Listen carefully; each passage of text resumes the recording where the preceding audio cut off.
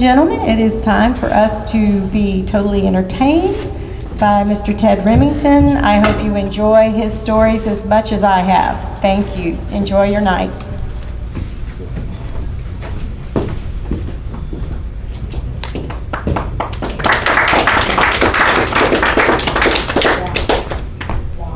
Are you done? I'm sorry. I was like, oh, I'm done. So welcome. My name is Stephanie Pritchard, and thanks for coming out to Foothills Community Theater to watch an off-Main production of, I guess it's a world premiere event of Shaggy Dog Stories and other Feghoots with Ted Remington and Lucy Frisina. We're super excited to have you. It's going to be a lot of fun. We want you to laugh. We want you to groan. Because some of these jokes, you're just going to think they're funny, but you're going to be like, oh. So please don't hold that inside, okay? I'll be watching you. Let it out. There will be an intermission. We'll turn the lights on, you'll get up and leave, and you'll have like 15 minutes. There are exits here and at the top. Just please know that at the top of the stairs there is a step down. So please be careful if you have to exit the back way that there is a step down there. Please silence your cell phones. Let's see. Bathrooms are down the hallway. FCT has a couple fun things coming up in the next little bit. At the end of February, we're going to have another off-Main production. It's called Jazz. It's a music review of music of the big band era and the Great American Songbook. So that's going to be a lot of fun. It's February 22nd, 23rd, and 24th. So that's going to be a lot of fun. Tickets will go on sale about 2 weeks before the show. So stay tuned for that. We also have our next main stage production. It's going to be in March. I don't know the date. It's like middle of March. It's the Iliad, the Odyssey, and all of Greek mythology in 99 minutes or less.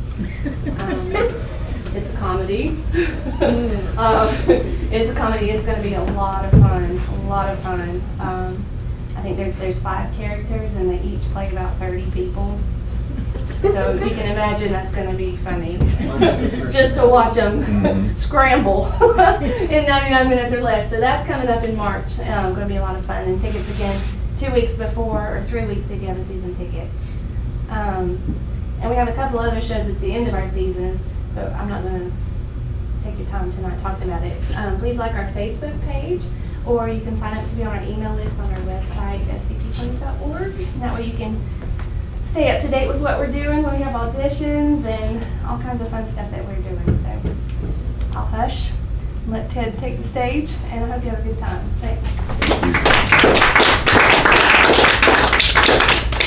Good evening, everyone. Good evening. Before I get started, this is Lucy Frisina.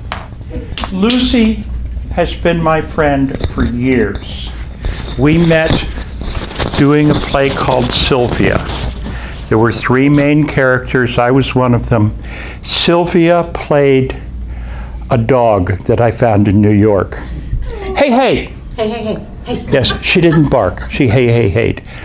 I am humbled that somebody with Lucy's talent would come and be a part of my show. That she will be jumping in now and then to sing a song, and I just love her to death. Now, let me get on with the show. Good evening and welcome to the weekly meeting of the, I'm having a bad moment, of the Plastic Surgery Anonymous support group. I see a lot of new faces out there.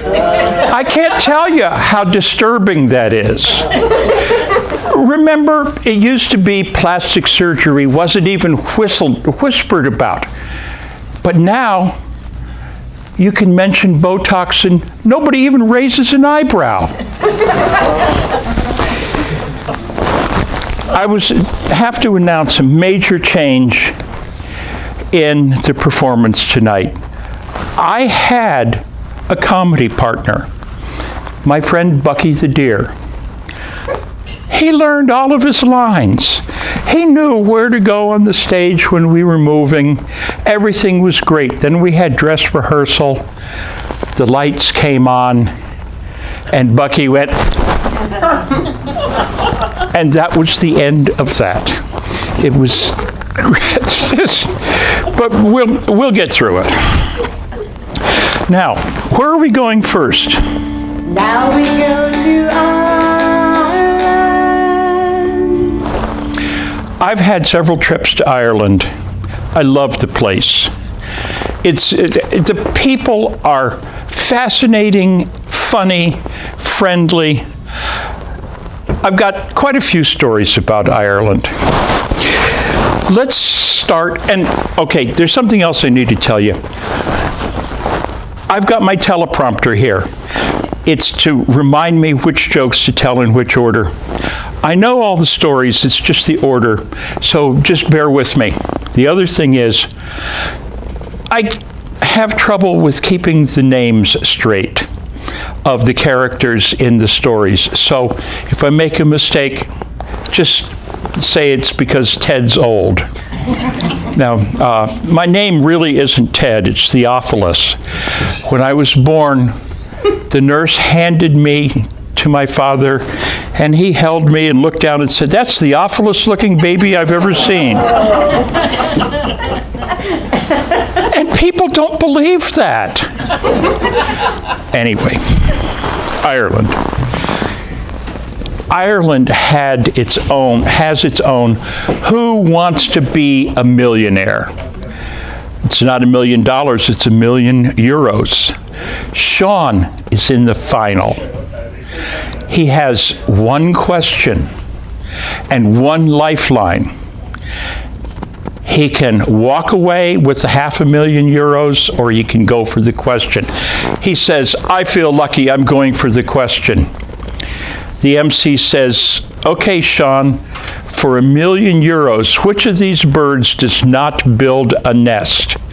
The wren, the cuckoo, the starling, or the house sparrow?" Bucky, deer in the headlights moment. Sean doesn't have a clue. He says, "I'm going to have to call Mickey." So he gets Mickey on the phone. Mickey is at a pub in Cork where they live. Sean explains the problem.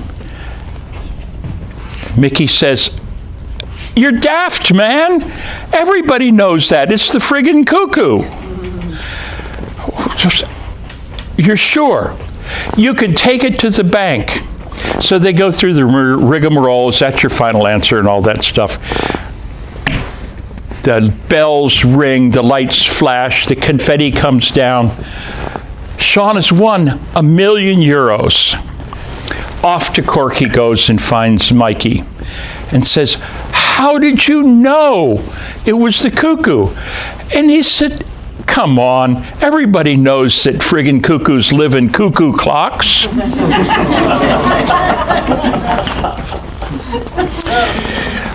A friend of mine named Sam, you'll be hearing a lot more about Sam later, ran a bar in Dublin.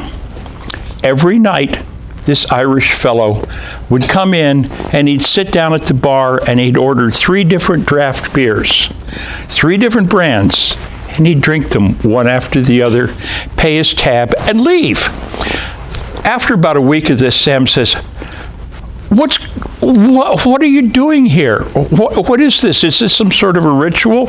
"It's me brothers. I've got a brother in Dublin, or in Boston, and I've got a brother in London, and we all get together about the same time at our respective bars, and we each drink a beer for each of us." "Oh," says Sam, "that's just a wonderful tradition. Not to mention I make money off of it, but that's beside the point." A couple nights later, the guy comes in and orders 2 beers, not 3. And Sam is beside himself. He says, "Is it possible?" And he says, "I'm sorry I have to ask you this. Have you lost one of your brothers?" "No, why?" "Well, you're only having 2 beers. Oh, the doctor told me I had to quit drinking. These are for my brothers.